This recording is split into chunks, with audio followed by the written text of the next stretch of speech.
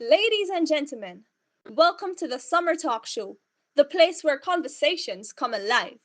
Whether it's inspiration or academic discussions, we have got it all. Tonight or today, wherever you are around the world listening, we have an incredible lineup of guests who will share their insights, wisdom, and maybe even a few surprises. So sit back, relax, and get ready for an unforgettable show because things are about to get interesting.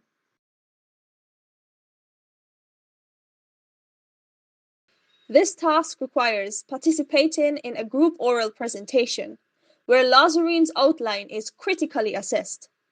Lazarine's topic is integrating life skills into the classroom, supported by her thesis statement, What It Takes to Unify the Caribbean.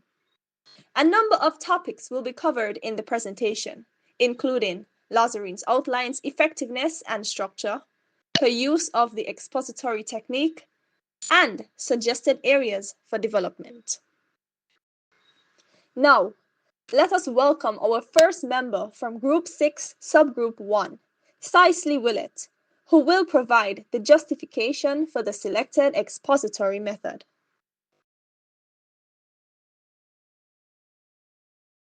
To begin, I will offer a justification for the application of the process analysis method based on Lazarine topic sentence. The process analysis method is definitely the best fit for Lazarine's assignment. She's been asked to explain how the Caribbean can become more unified by describing 3 key steps. That tells us right away that she needs to focus on how something is done, not why it happens or what the effects are. And that's exactly what process analysis helps with. This method is all about breaking things down into a clear sequence so readers or listeners can follow the process from beginning to end. It's like giving directions. Step 1, Step 2, Step 3, and in this case, the directions are about how Caribbean nations can work together toward unity. Other methods like cause and effect just wouldn't work here. That approach explains reasons and outcome. But Lazarine isn't being asked to talk about why the Caribbean should unite or what will happen after. She's being asked to explain how unity can actually be achieved. Thank you, Miss Willett, for that wonderful justification. Now, let us welcome our second guest speaker, Brenda Lindsley, who will illustrate the strengths and weaknesses of Lazarine's topic to sentence outline.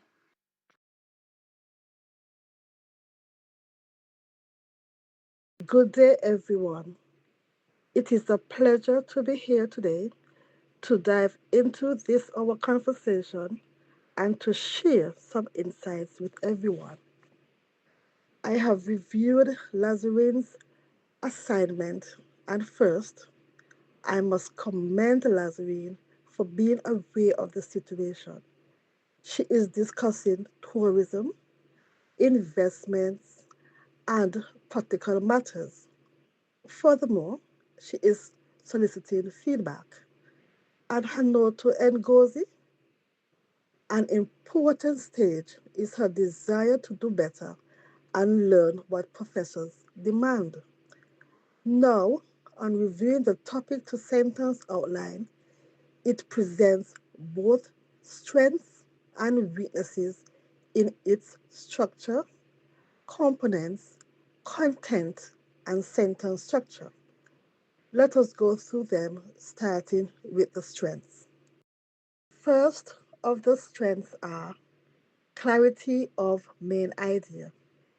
The outline clearly identifies the main topic, integrating life skills in the classroom, and the thesis statement about unifying the Caribbean, providing a focused direction for the discussion. This was seen in Anderson at page 45. The second is logical flow. We see here that the subpoints are organized in a logical sequence, starting with general methods of unification and moving to specific strategies, which helps in building a coherent argument. And this was illustrated in McClure at page 50. The next is direct topic sentences. Each topic sentence succinctly introduces the point that will be discussed, making it easy for readers to grasp the essence of each section. This was seen in McCarthy. Weaknesses in the outline as well, and I will address these as follows. The first is relevance of thesis statement. It is noted here that the thesis statement about unifying the Caribbean does not directly relate to the main topic of integrating life skills in the classroom, which can confuse the reader regarding the overall focus, as highlighted in McDonald at page 15. We move on to the next, which is undeveloped subpoints. The outline lacks detailed explanations or examples for each subpoint, which may lead to superficial discussions without depth or supporting evidence, as illustrated in McCuffin at page 230. Finally, sentence structure. Some sentences are overly simplistic or vague, such as there are many ways to unify the Caribbean, which could be more engaging and informative with specific examples or elaboration. And this is according to Anderson at page 78. From what was presented, Lazarine could learn how to turn these vague ideas into something sharper with Ngosi's assistance. An effective introduction would serve to ground the entire essay and prevent it from feeling like a collection of unrelated ideas that have been duct taped together. While the outline effectively presents a structured approach to discussing the topic, it requires refinement in ensuring relevance between the thesis and topic, as well as enhancing the depth and engagement of the content. Thank you for the presentation on the strengths and weaknesses, Miss Lindsley. Next on the talk show, we will now have Miss Josine Franklin providing recommendations for revising the outline so it aligns with the expository method which governs Lazarine's assignment.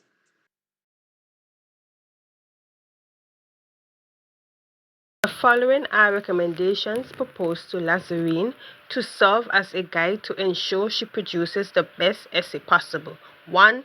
Lazarine must ensure the thesis statement is clearly identified and that it addresses and clearly states the main ideas of the essay. 2. She must ensure that the topic sentence supports the thesis statement and that each topic sentence introduces the main points of the paragraph and that it directly relates to the thesis statement. 3. Lazarine must ensure to include evidence and have support to aid claims. These must be credible and information must be analyzed by stating or explaining how it supports the topic. There must be adequate evidence to support claims. And 4, information must be organized and must flow. Thank you, Ms. Franklin, for the relevant recommendations. Next up, Ms. Cheryl Byron will now take the mic to elaborate on suggestions that Lazarine can include when writing an introductory paragraph. First, Lizarine, I would like to compliment you on taking the initiative to seek assistance with your outline.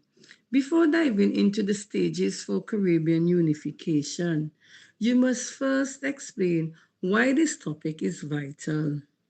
You may begin your introduction with an intriguing hook, such as a stunning fact about how many islands and cultures make up the Caribbean, or a question like, what could the Caribbean achieve if it stood truly united?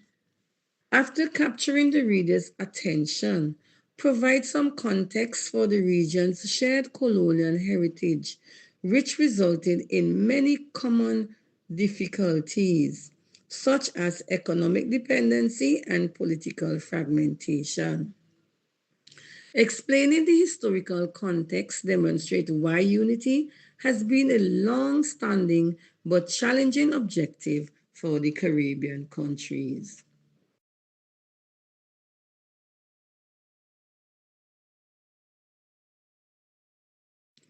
In the following section of your introduction, discuss some of the current disadvantages that the Caribbean suffers as a result of its divides, such as competition among islands, reduced negotiating power in global trade, and difficulties coordinating catastrophe responses.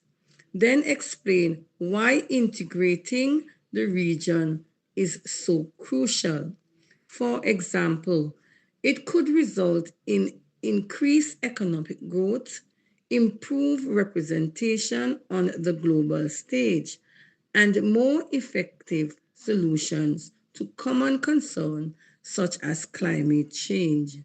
Finally, clarifying the goal for your essay, stating that you will discuss three major phrases in the unification of the Caribbean. This will help your reader comprehend where your essay is going and why your topic is important. Thank you, Miss Byron. Moving on to the next segment of the show.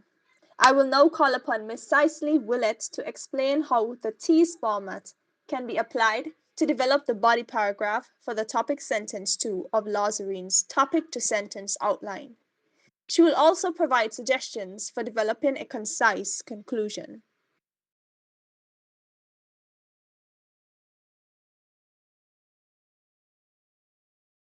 Thank you for having me once again.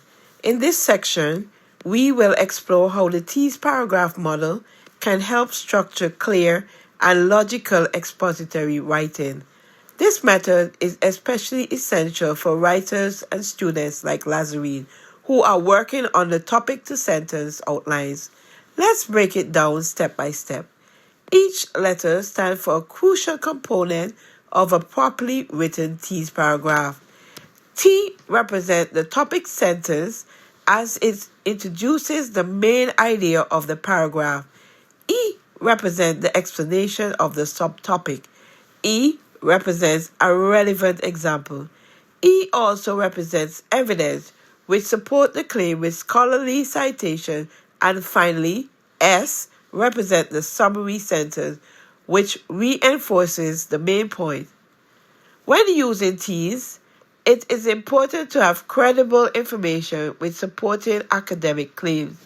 Furthermore, for the FOUN1001 course, the MLA 9th edition is the citation style incorporated for essay writing. Let us now look at an example of a paragraph with the T's. Subtopic 2 identified as strengthening regional tourism, and the topic sentence highlighted in red is as follows. Strengthening regional tourism is the second step of the process of unifying the Caribbean. The topic sentence Lazarine has in the topic to sentence outline should remain as it was, properly structured using the TLP format. In this case, point, language, and topic. Generally, the three E's from the tease model can be arranged or written in any order. In this case, we shall first look at the explanation highlighted in purple. By marketing the Caribbean as a distinct tropical paradise rather than as separate countries, the region can attract more international travelers and distribute economic and tourism benefits equally. This sentence explains the main point of this particular paragraph with its purpose. Lazarine can also add another explanation focusing on a smaller step leading to the main step of the process. For instance, after branding the Caribbean as a single destination, regional organizations host conferences to generate initiative among members. Next, Lazarine can integrate an example or evidence that is relevant to the step. In this situation, we have used the example first, which is highlighted in blue. For example, the Caribbean Tourism Organization launched the Reimagine Plan initiative to reshape the future of Caribbean tourism. Then the evidence in yellow font is brought to support the explanation and example. According to the Caribbean Tourism Organization, CTO, the Reimagine Plan is a 3-year mission that focuses on increasing government and allied membership, reinforcing tourism data infrastructure, expanding training for marginalized groups, and improving the standard of services across the Caribbean. Finally, a summary sentence is used to wrap up the main step of this paragraph. This shows how significant the identified point is to the main process. The summary sentence is as follows. Summary sentence. Strengthening tourism using this approach not only stimulates the economies but also promotes cultural exchange and political agreement, helping to consolidate the unified Caribbean identity. By mastering the TEASE format, one can write paragraphs that are concise, cohesive, and logically captivating. Try applying this approach to the assignment. Now, let's give Lazarine some guidance on how to build a strong conclusion that leaves a lasting impression. Lazarine, your conclusion is your final chance to remind readers of what you have explained and why it matters. So here are a few suggestions to help you close your essay with purpose and clarity. First, start by restating your thesis in new words.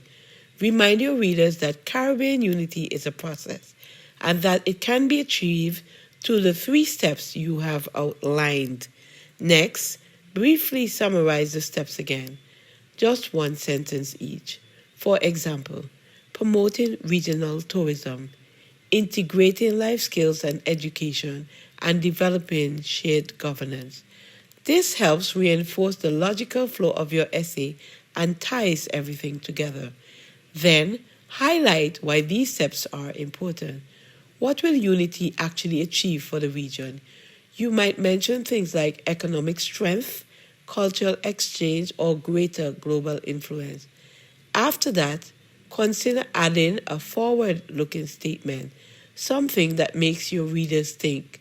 For example, you could ask a question like, what could the Caribbean become if we truly stood united? Or you could end with a confident statement like, unity is within reach if we choose to act together.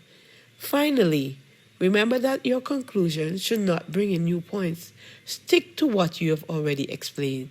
Focus on clarity, impact, and a strong finish.